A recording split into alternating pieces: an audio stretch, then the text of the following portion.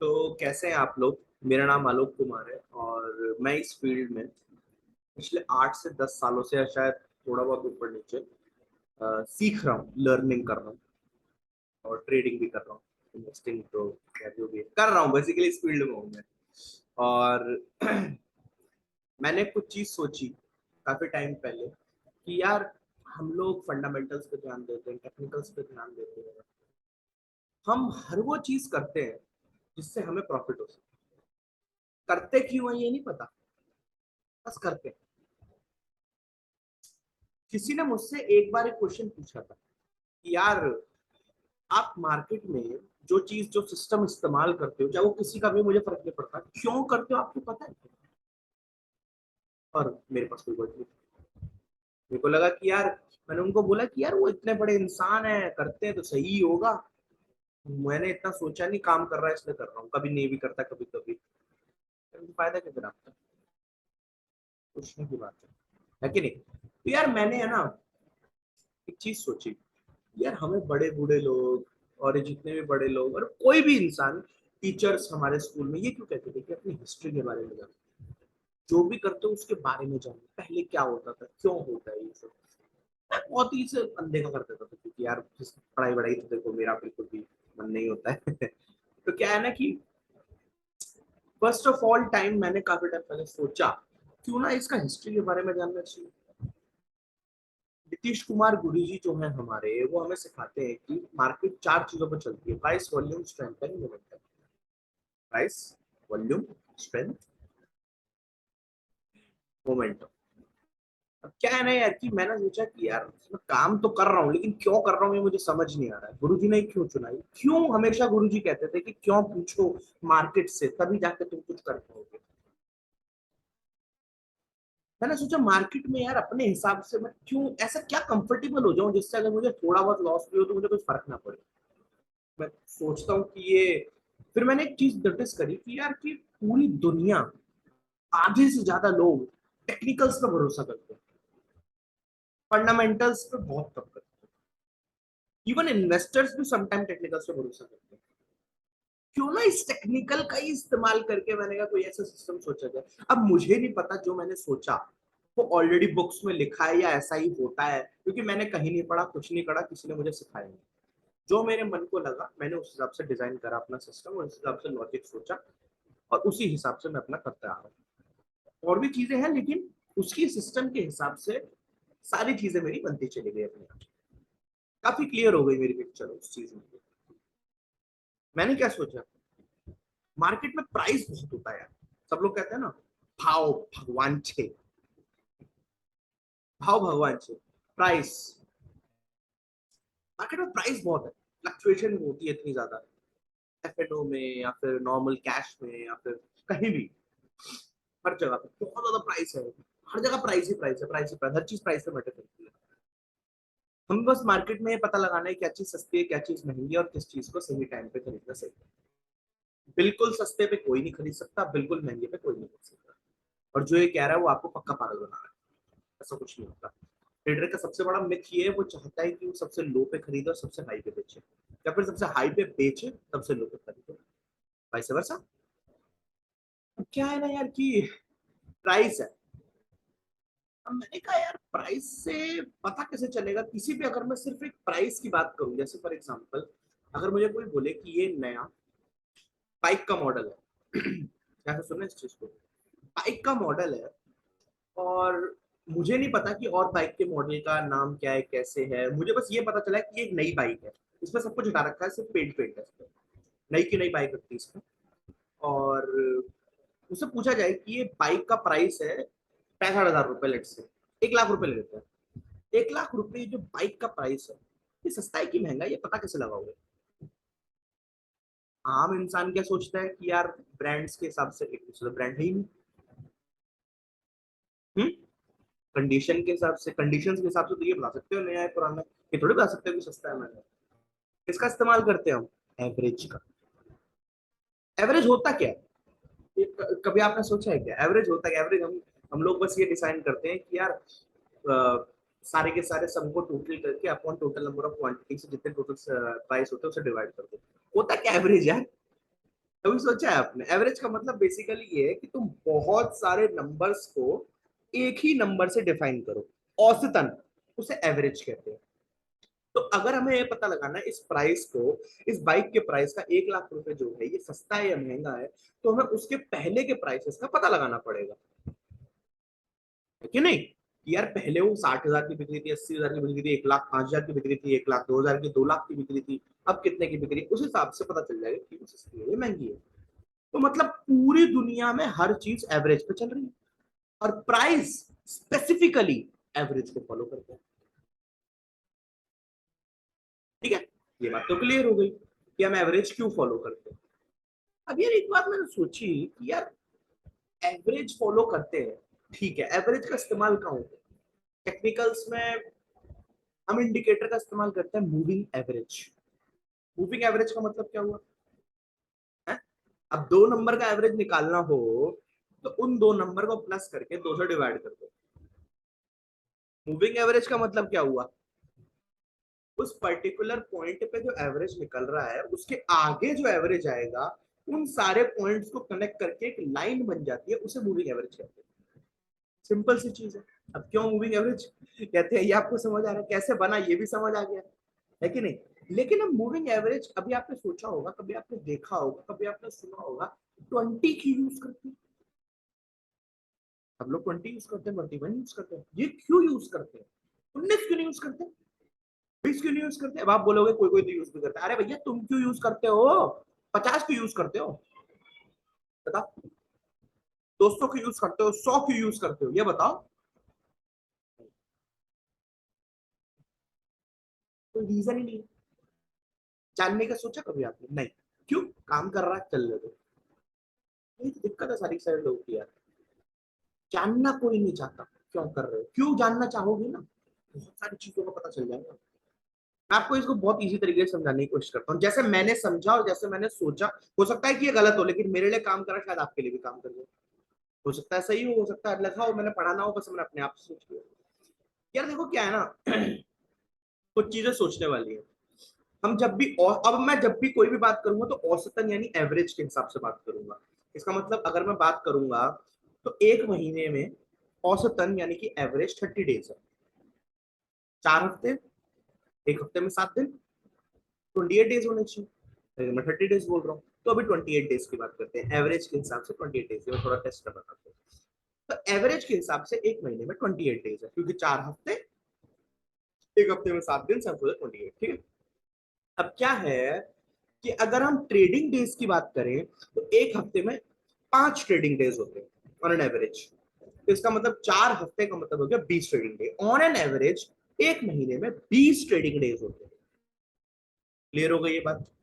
अब आप ये सोच के देखो कि काफी टाइम पहले जब चार्ट्स आने शुरू हुए थे, याहू चार्ट्स, तो काफी डिलेड चार्ट्स आते थे। तो लोग क्या करते थे ना कि रेदर देन फाइंडिंग और नोटिसिंग और observing the charts in real time, because they can't, वो नहीं समझ सकते थे रियल टाइम में चार्ट्स कैसे काम कर रहे हैं, क्या काम कर रहे हैं, तो वो क्या करते थे, एंड ऑफ द डे देखते थे कि भैया क्या हो रहा है, कैसे हुआ।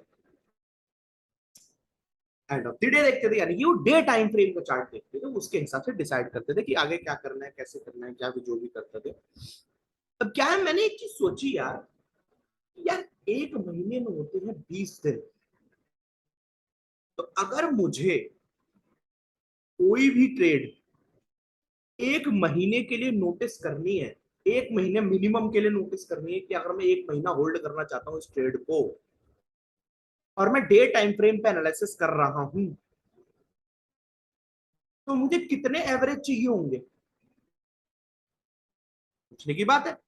20 trading days day time frame पर, यानी कि 20 एवरेज चाहिए होंगे हमें। समझा मैं क्या कहना चाह रहा हूँ? एक महीने में 20 दिन है, मैं डे टाइम फ्रेम पे एनालिसिस कर रहा हूँ, देखो मिनिमम एक महीने का होल्ड चाहिए, तो एक महीने में 20, तो मुझे कितने एवरेज चाहिए होंगे प्राइस के? 20। इसका मतलब मैं 20 मूविंग एवरेज का इस्तेमाल कर रहा हूं।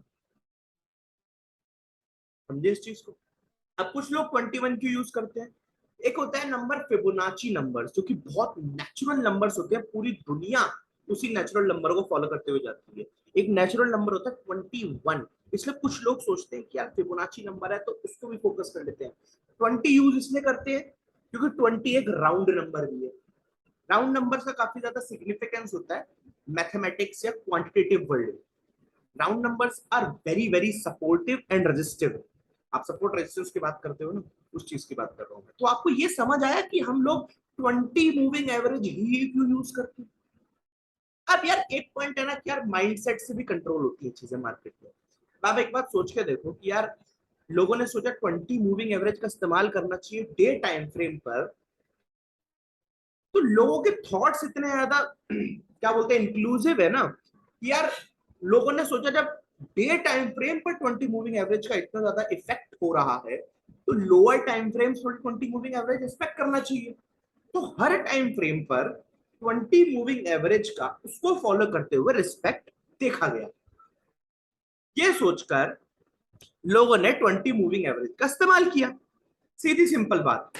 अब आपको इससे क्या पता चलता है? आपको इससे यह पता चलता है कि आप मूविंग एवरेज के नंबर को अपने हिसाब से डिसाइड करके अपना होल्डिंग टाइम डिसाइड कर सकते हो। सिंपल सी चीज, सिर्फ क्यों जान के आपको ये पता चल गया। कैसे? सोच के देखो यार, सोच के देखो आप जरा यार।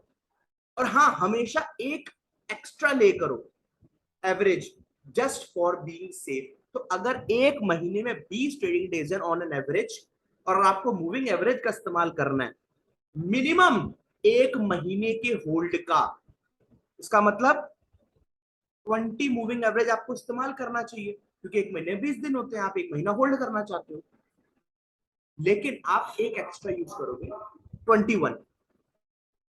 अब उस केस में क्या है ना,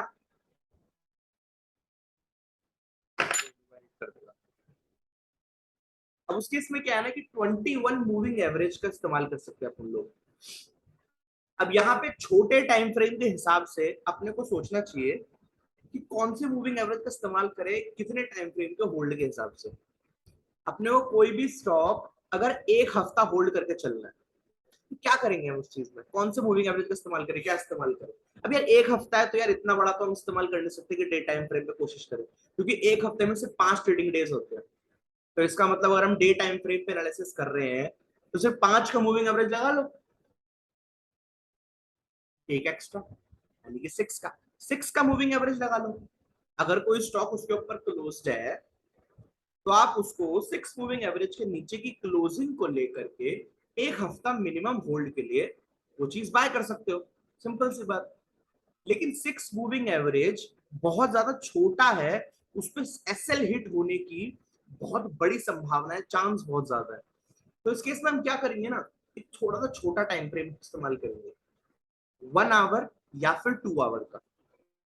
1 आवर टाइम फ्रेम पे आप सोच के देखो कि एक दिन में कितनी कैंडल्स बनती है, कितनी कैंडल्स बनती है?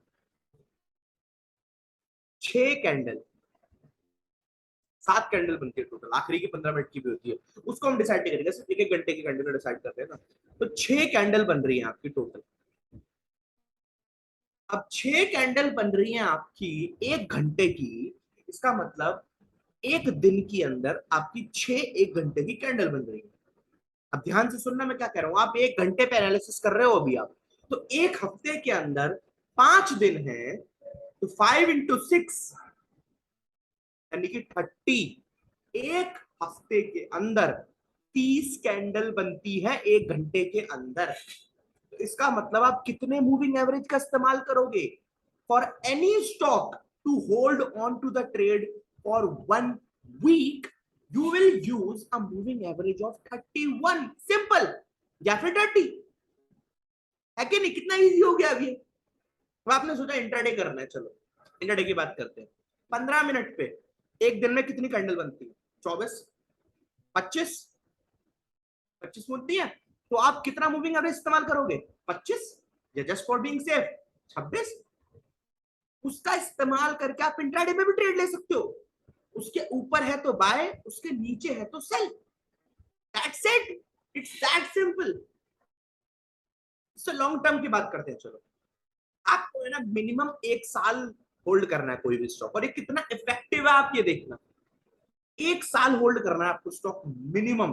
तो या तो आप 1 वीक के टाइम फ्रेम पे एनालिसिस करोगे या 1 मंथ के टाइम फ्रेम पे एनालिसिस करोगे। 1 साल में औसतन कितने मंथ होते हैं? औसतन क्या, एक्चुअली भी 12 ही महीने होते हैं ना। तो जस्ट फॉर बीइंग सेफ +1 13, तो आप 13 का मूविंग एवरेज यूज करोगे मंथ टाइम फ्रेम पर, कि अगर कोई स्टॉक उसके ऊपर प्राइस क्लोज कर दे 13 मूविंग एवरेज के ऊपर, तो आप उस स्टॉक को 1 साल के लिए मिनिमम बाय कर सकते हो with an SL of just below the closing of 30 moving average. It's that simple. Investing भी इतनी इजी हो गई, और ये मैं आपको ऐसे नहीं बोल रहा हूं कि तुक्का मार रहा हूं, टेस्टेड है। आप खुद टेस्ट कर लेना जा करके, बहुत इजी है। वीक टाइम फ्रेम पे भी इस्तेमाल कर सकते हो, बहुत इजी है। 1 साल के अंदर कितने हफ्ते होते हैं? 52, 52, 53 का मूविंग एवरेज यूज करो। वीक टाइम फ्रेम पे लगाओ 53 का मूविंग एवरेज, और 1 साल के लिए कोई भी स्टॉक होल्ड करते हुए चले जाओ। कितना बड़ा एसएल हो जाएगा? हाँ, उसके हिसाब से अपनी पोजीशन साइजिंग कर लो, सिंपल। अब किसी को भी पूछने की जरूरत नहीं पड़ेगी आपको कि यार अगर आपका व्यू है 10-15 साल का, उसके हिसाब से आप अपना मूविंग एवरेज लगा सकते हो। अपने हिसाब से अपनी स्टॉक इन्वेस्टिंग या ट्रेडिंग कर सकते हो। It's that easy. हम लोग 200 का यूज क्यों करते हैं मंथ टाइम फ्रेम पर या किसी भी टाइम फ्रेम पर? सोचो जरा, अगर हम डे टाइम फ्रेम पर 200 मूविंग एवरेज का इस्तेमाल कर रहे हैं, तो वो 200 दिन का एवरेज दिखा रहा है, 200 दिनों का। आप समझ रहे हो 200 दिन कितने होते हैं? ज्यादा ही आपको लग रहा है। अब यार एक बार बताओ, आप 200 दिन कितने हो आप? मैं आपसे पूछता हूँ, चलो एक काम करो। एक महीने में 20 ट्रेडिंग सेशन हो गए ऑन एन एवरेज। 1 साल के अंदर 12 महीने होते हैं, यानी कि 240। आपको लग रहा है 200 यूज नहीं करना ना, आप 240 है जस्ट फॉर बीइंग सेफ +1, 241 का इस्तेमाल कर लो मूविंग एवरेज का, खत्म बात। या 240 का इस्तेमाल कर लो, हो गया सिंपल। मार्केट को रेस्पेक्ट करना पड़ेगा ना। It's that simple, it's that simple. आप इसका किसी भी जगह पे इस्तेमाल कर सकते हो, इट्स दैट सिंपल। निफ्टी में इस्तेमाल करो, बैंक निफ्टी में इस्तेमाल करो, फ्यूचर एंड ऑप्शन उस हिसाब से बाय करो, कुछ भी कर सकते हो आप इस चीज का इस्तेमाल करके। सोचो जरा। मैं आपको शेयर करके दिखाता हूँ, चलो एक काम कर, let me just share it. Let me just add the indicator moving average.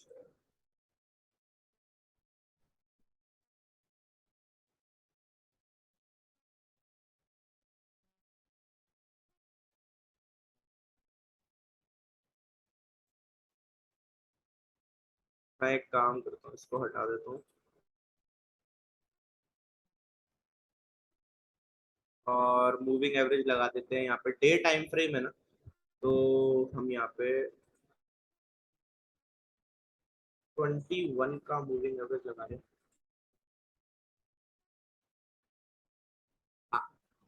अरे स्पॉट खोल, रिलायंस खोल देते हैं, चलो यार रिलायंस खोल देते हैं। अबे देखो, अब एक बात आप सोच के देखो, जब जब मार्केट इसके ऊपर है आपको बाय करना है, इसके नीचे है सेल करना है। अब ये तो आपको पता चल गया, लेकिन यार कब? सोचने की बात तो ये, आपको ये तो पता चल गया बाय सेल करना है, लेकिन कब? हर बार नहीं। मार्केट के अंदर मैं एक चीज की बात हमेशा करता हूं, जो कि है वॉलेटिलिटी। कितना पार्टिसिपेशन हो रहा है मार्केट के अंदर, कितने बायर सेलर्स हैं। जितनी ज्यादा वॉलेटिलिटी होगी उतने ज्यादा बायर सेलर्स होंगे, उतना ज्यादा किसी ट्रेंड के आने का चांस ज्यादा होगा, क्योंकि ज्यादा बायर सेलर्स है। हर किसी को लग रहा है कि ये इस तरफ हो सकता है, इस तरफ हो सकता है, तो मेजोरिटी जिस तरफ जाएगी उस तरफ आप जाओगे ना, है कि नहीं? तो आप क्या करोगे, इसके ऊपर एक इंडिकेटर का इस्तेमाल और करोगे ऐड करके, जिसको हम कहते हैं ADX।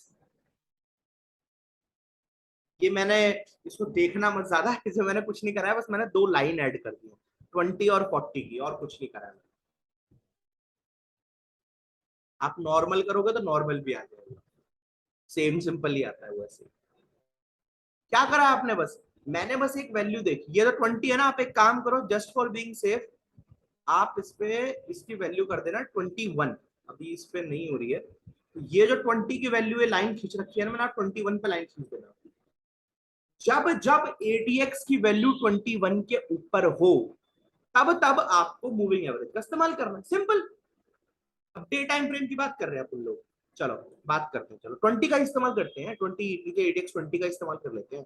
यहां पे 20 के ऊपर चला गया, ठीक है कि नहीं? अब देखो ये कौन सा 30 मार्च 2022 ये वाला है। आपको ये पता चल गया इस दिन, सॉरी यहाँ पे ओपन हो गया वो ना, ये कितना बड़ा है एसएल, यहाँ पे 6% का एसएल है। इसका मतलब आप यहाँ पे 20%, 18-20% के करीब कैपिटल डाल दोगे तो भी आपका मैक्सिमम अगर एसएल हिट हुआ तो 1% ही एसएल हिट होगा। हमेशा 1% से 3% रिस्क ले करो कैपिटल का, हमेशा, कभी ज्यादा मत ले करो। अब देखो, अब यहाँ पे 6% का एसएल है करीब करीब। आपको क्या करना है ना, आपको बस क्या करना है, मूविंग एवरेज देखा आपने, 21 का मूविंग एवरेज मतलब एक महीने का होल्ड के हिसाब से सोच रहा हूँ भाई मैं तो। 21 का मूविंग एवरेज मैंने देखा, और मैंने देखा कि यार ये ऊपर है कि नीचे है, एडीएक्स की वैल्यू तो बढ़ गई, इसका मतलब बाय में हो सकता है ये। मैंने यहाँ बाय कर लिया, एसएल कहाँ लगा लिया, एग्जिट पोजीशन कहाँ लगा ली, अगर ये इसके नीचे क्लोज कर जाए तो। यहां नीचे क्लोज कर गया, अगले दिन एग्जिट, कोई दिक्कत नहीं, मेरा एसएल हिट हो गया, मेरे को कोई दिक्कत नहीं है। मैंने 6% का एसएल सोचा था, 4%, ये 3.5% का एसएल हिट हुआ, कोई दिक्कत नहीं, फिर दोबारा ट्रेड ले लेंगे भाई, क्या दिक्कत है। अभी देखो फिर से यहाँ पे एडीएक्स की वैल्यू है ना, ये लाइन है काली वाली, आपको ये देखना है कि ये ऐसे ऊपर की तरफ खुली हुई, एक सेकंड, ये ऐसे ऊपर की तरफ हो, इसका मुंह ऐसे खुला हुआ हो ऊपर की तरफ, ऐसे जैसे ये खुल गया ऊपर की तरफ, बस ये देखना है आपको। अब देखो यहाँ पे फिर खुल गया, लेकिन यहाँ तो नीचे है, जैसे ही ये ऊपर आया फिर यहाँ बाय कर लिया आपने। अभी देखो इसके नीचे एसएल कितना है, 2.74%, ये देखो 7.55%, बताओ। 1:3 का टारगेट मिला आपको यहाँ पे, 1:1.5, 1:2 मिले, मिलके एग्जिट करो, सिंपल। और आपको ज्यादा ही करना है तो आप इसको वेट कर लो फिर, इसके बाद भी आपका एसएल ज्यादा बड़ा हिट नहीं होगा 1% का एसएल के बाद, सिंपल। और कुछ और किसी स्टॉक में देख, और पीछे देखते पहले, एक काम करते स्टॉक में देखने से पहले, जैसे हाँ यहाँ देखते चलो, ये देखो 25 अगस्त को ये एडीएक्स की वैल्यू नीचे देखो 21.67 हो गई। अब यहाँ पे मैंने क्या करना है, यहाँ पे बाय करना था क्योंकि 21 मूविंग एवरेज के ऊपर है। देखो इसके नीचे मेरा एसएल था 2.77% का, लगभग लगभग 7.5% के आसपास, यहाँ पे मेरा 1:3 का टारगेट हिट हो चुका था। मैंने क्या करा, 75% पोजीशन एग्जिट कर दी और देखा एसएल ट्रेल कर लिया, किसके नीचे क्लोज कर जाएगा, 21 मूविंग एवरेज के नीचे मैं सेल कर दूंगा। कहां मेरा एसएल हिट हुआ, ओह शिट मैन, 19% पे, देख रहे हो, यहां देखो, यहाँ पे आपका एसएल हिट हुआ होगा, पक्का हिट हुआ होगा, देखो यहाँ गए, कितना बड़ा एसएल हिट हुआ, 1% का भी एसएल हिट हुआ, बताओ। आपने यहाँ पे कितना बड़ा एसएल लिया था, 8-9% का, और आपका एसएल कितना हुआ, बस 1% का, यही है। और देखो ऑलरेडी ऊपर 5% धक्के गया, मैं ये नहीं कहूंगा यहाँ पे रुक कर, क्योंकि आपको 1:1 भी नहीं मिला होगा, तो फायदा ही नहीं है इस चीज का। किसी और चीज की बात करते हैं, चलो हम सबका सबसे प्यारा बैंक निफ्टी, उसकी बात कर लेते हैं, चलो उसकी बात कर लेते हैं। अभी हम डे टाइम फ्रेम पे एनालिसिस कर रहे हैं, वीक पे भी करेंगे, मतलब एक घंटे के हिसाब से भी करेंगे जब वीक का होल्ड करते हैं, एक साल के हिसाब से भी करेंगे, हर चीज करेंगे हम, देखना एग्जाम्पल दिखाऊंगा मैं आपको हर चीज का। अब यहाँ पे देखो ये एडीएक्स की वैल्यू 20 के ऊपर गई, गई ना, क्या करा आपने, यहां पर 21 मूविंग एवरेज के नीचे, यानी आपको सेल करना है। आपने देखा कितना बड़ा एसएल है, 3.38% का, 4.74% का, लगभग 1:1.2, 1:1.3 का टारगेट मिल गया, और क्या चाहिए भाई, लेकिन निकलो, है कि नहीं, यहाँ पे मिल गया टारगेट आपको, 75% पोजीशन एग्जिट करके यहाँ पे आ गए। पर यहाँ तो वीक की एक्सपायरी है, कितने दिन में एग्जिट हुआ टारगेट हमारा, ये देखो 5 दिन, पूरा वीक, वीक की एक्सपायरी खत्म, ट्रेड भी खत्म, सब बढ़िया। और पीछे जाते हैं, यहाँ 20 की वैल्यू गई, फिर से यहाँ पे सेल का आया ट्रेड, 5.77 का एसएल, 9% के करीब का टारगेट। बताओ, और पीछे जाके देखें, ये देखो बाय का ट्रेड आया, बाय किया, कितना एसएल है, 1.14% का, टारगेट कितना मिला, 10% का। आपने सिर्फ 1:1.2 देखा, क्या दिक्कत है? अच्छा, चलने दो, क्या दिक्कत है, खत्म बात। है कि नहीं? मिला 10%, ये चीज है, बहुत सिंपल। और पीछे जाते हैं, चलो यहां का देखते हैं, कितना एसएल है, 2.95% का, टारगेट कितना मिला, 10% का। 1:3 अगेन। निफ्टी में देख लेते हैं, मैंने कोई भी देखा नहीं है, पहले ही आपको बता रहा हूं, आपके सामने देख रहा हूं अभी जो भी चीज देख रहा हूं। चलो भाई, निफ्टी में देखते हैं। निफ्टी में अब देखो, एडीएक्स लेटेस्ट यहां पे क्रॉस कर गया है, आपको यहां पे सेल का ट्रेड लेना था। इसका मतलब आपका जो एसएल है 5.6% का एसएल है, इसका मतलब जो आपका टारगेट होगा यहाँ कहीं होगा, ये यहाँ कहीं होना चाहिए मेरे ख्याल में, यहाँ 14,400 के आसपास ले लेते हैं, क्योंकि राउंड ऑफ लेवल है, थोड़ा बहुत 1:1 मिल रहा है, कोई दिक्कत नहीं है।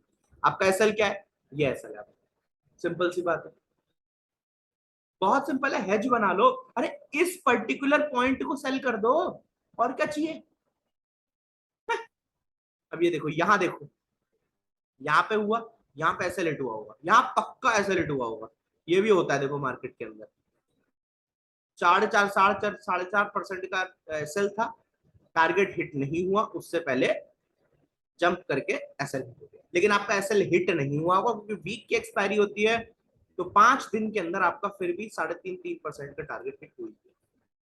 कोई नहीं, ऐसा भी होता है। अब इसको देखो, यहाँ पे आओ, फिर से वैल्यू ऊपर गई, यहाँ पे आपने इसको कर दिया बाय, सॉरी सेल, एसएल था आपका 4.8% का, टारगेट हिट हुआ 5.12% या 5.14%, है कि नहीं? बढ़िया। ये तो होगा डे टाइम फ्रेम का एनालिसिस। अब मैंने जैसे कहा कि आप महीने का होल्ड कर रहे हो, इसलिए आप 21 मूविंग एवरेज ले रहे हो। 2 महीने होल्ड करते तो औसतन 40 दिन होता है, तो आप 41 मूविंग एवरेज का इस्तेमाल करते हैं। 3 महीने होल्ड करने हैं तो 60 दिन होते हैं, इसका मतलब औसतन कह रहा हूं एवरेज, तो इसका मतलब 61 मूविंग एवरेज का इस्तेमाल करते हैं। अभी हम 1 हफ्ते के होल्ड के लिए इस्तेमाल करते हैं, 1 आवर के टाइम फ्रेम पर 31 मूविंग एवरेज का। क्यों? एक दिन में 6 कैंडल, तो 1 हफ्ते में 30 कैंडल, आपको 1 हफ्ते होल्ड करना है मिनिमम, तो आप 31 का मूविंग एवरेज इस्तेमाल कर रहे हो इस टाइम पे। 31 का मूविंग एवरेज लगा लिया मैंने, सिंपल है कि नहीं? अभी देखो, यहां पे एडीएक्स की वैल्यू ऊपर गई, सेल का ट्रेड आया, आपका एसएल ठीक इसके ऊपर है कि नहीं? अब यहाँ पे आपने 1% का एसएल लगा रखा है, तो यहाँ पे एसएल हिट हो गया है, यहाँ पे एसएल हिट हो गया, ये तो हुआ है। अगेन फिर से मार्केट नीचे आई, फिर मुंह ऊपर की तरफ हुआ, यहाँ पे आपने ट्रेड लिया, फिर से एसएल 1% का है।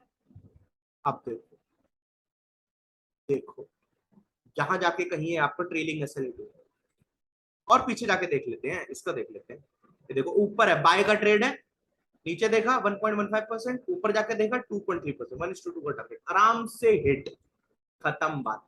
एक काम करते हैं, रैंडमली किसी भी जगह पे चले जाते हैं पीछे की तरफ,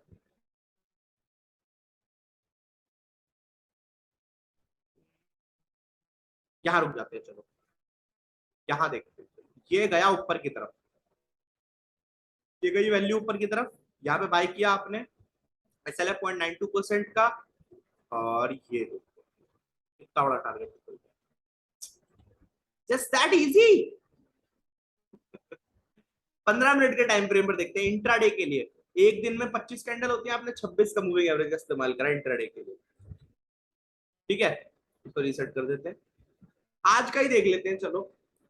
ये देखो, यहाँ पे 20 का क्रॉस हुआ, यहाँ पे देखा आपने बाय के लिए है, आपका एसएल कितना है, 1.8% का, 1.08% का, 167 पॉइंट से निफ्टी, बहुत बड़ी बात है। यहाँ पे आपने देखा, इसके ऊपर है, सेल का ट्रेड आया, एसएल देखा 0.76% का, टारगेट देखो कितना बढ़िया इंट्राडे के अंदर बता रहा हूँ मैं आपको। इंट्राडे के अंदर चलो यहाँ तक आया होगा 1.6%, हो गया बढ़िया। यहाँ पे देखा एसएल हिट ही नहीं हुआ पूरे दिन, सेलिंग की ट्रेड फिर भी आपको प्रॉफिट हुआ, देख लो। एक्चुअली कितनी बढ़िया बात है ये। अब साल के हिसाब से इन्वेस्टिंग के लिए जो लोग सोचते हैं बड़ा मिनिमम 1 साल तो होल्ड करना ही करना है, उनके लिए कह रहा हूं मैं 13 का मूविंग एवरेज लगाया, क्योंकि 1 साल में 12 महीने होते हैं, 13 का मूविंग एवरेज लगाया मैंने। अब देखो निफ्टी ने यहां पर 13 का मूविंग एवरेज के ऊपर क्रॉस करा था, लेकिन वो नीचे की वैल्यू उतरी। एडीएक्स की वैल्यू यहाँ पे मूव पर की तरफ खुला, यहाँ पे बाय करना था आपको निफ्टी 20 के तौर पे या कैसे भी। ये देखो यहां जाके कहीं ट्रेलिंग एसएल अगर हिट होता तो, नहीं तो ऊपर की तरफ कितना बड़ा पॉइंट हिट है, इसकी बात ही नहीं करते। एक बीच में बहुत बड़ा स्टॉक के बारे में लोगों ने बात करी थी, टीटीएमएल के बारे में, उसका देखो आप। ये देखो यहाँ पे एडीएक्स की वैल्यू ऊपर गई, इसको थोड़ा और बड़ा कर लेते हैं, काम करते हैं। यहाँ पे एडीएक्स की वैल्यू ऊपर गई, गई कि नहीं गई, क्लोजिंग का वेट किया, यहाँ बाय कर लिया आपने, लो लो भैया लो, यहाँ बाय किया ना, लो। एक सेकंड ये तो आ ही नहीं रहा ये देखो कितना बड़ा टारगेट हिट हुआ है, 3000। देखो रेयर केसेस है, मैं नहीं कह रहा हर बार हिट होगा, रेयर केसेस है, लेकिन 3500%, बहुत ज्यादा है भाई, बहुत ज्यादा है किसी और चीज की बात कर लेते हैं, ब्लू चिप स्टॉक्स की बात कर लेते हैं। सबसे घटिया स्टॉक जो लोगों को लगता है इन्वेस्टर्स को, आईटीसी, अरे फ्यूचर्स को, आईटीसी इसकी बात कर लेते हैं। अरे क्या हो रहा है, आईटीसी, आईटीसी की बात कर लेते हैं। एडीएक्स की वैल्यू का मुंह ऊपर यहाँ खुला था, उससे पहले की बात कर लेते हैं चलो। यहाँ ऊपर क्रॉस करके गया, 2009 की बात है, यहाँ बाय किया आपने, अभी तक एसएल हिट नहीं हुआ, यहाँ जाके एसएल हिट हुआ। कितना बड़ा एसएल है भैया, यहाँ पे आपने देखा था तो ये लगभग 14% का एसएल था, तो यहाँ आपका जो टारगेट हिट हुआ 187% का। आपने फिर वेट किया, नीचे की तरफ आएगा और मूव पर की तरफ खुला, फिर मूव पर यहाँ की तरफ खुला, यहाँ पे आपने बाय किया, मुश्किल से 1% का एसएल होगा, तो कितना बड़ा टारगेट हिट हुआ अभी देखो, 52%। ट्रेलिंग एसएल हिट, फिर भी ट्रेलिंग एसएल हिट होने के बावजूद भी 9% का रिटर्न ही रिटर्न। कितना इजी ट्रेड है ये देखो, इन्वेस्टर्स की बात कर रहा हूं। अब यहाँ पे फिर से मूव पर की तरफ बढ़ा है, यहाँ इस कैंडल पे 1 अप्रैल 2022 को आपको बाय करना था स्टॉक आईटीसी का। अब कहां तक जाएगा और कितना जा चुका है पहले ये देख लेते हैं, काम करते हैं ना। लो अभी तो 12% के टारगेट हिट किया इसने, समझ रहे हो। तो ये मैं बताना चाह रहा हूं कि अगर आप किसी चीज के क्यों के पीछे जाओगे, उस एक क्यों से आपको बहुत सारे जरिए मिल जाएंगे, आपको किसी दूसरे का इस्तेमाल ना करने के लिए, खुद के ऊपर भरोसा करने के लिए इसका इस्तेमाल करो। अपने हिसाब से होल्डिंग टाइम डिसाइड करो, अपने हिसाब से मूविंग एवरेज डिसाइड करो, अरे हर चीज डिसाइड करो यार, अपने लिए ट्रेडिंग करो, पैसा कमाओ और मुझे बताओ। बाकी मैं आपके लिए बाद में कंटेंट लाता रहूंगा, थोड़ा थोड़ा बहुत जो भी आपको सिखाने के लिए, जो भी मेरे को समझ आएगा कि इजीली आपको समझा पाऊँ। और इतने बड़े सेशन के लिए अगर आप बैठे हो तो कॉन्ग्रेचुलेशन, आप सीखने के लिए रेडी हो दोबारा से, और इस चीज का इस्तेमाल करो। हाँ, और मिलते हैं आपको फिर अगली वीडियो में, बाय बाय।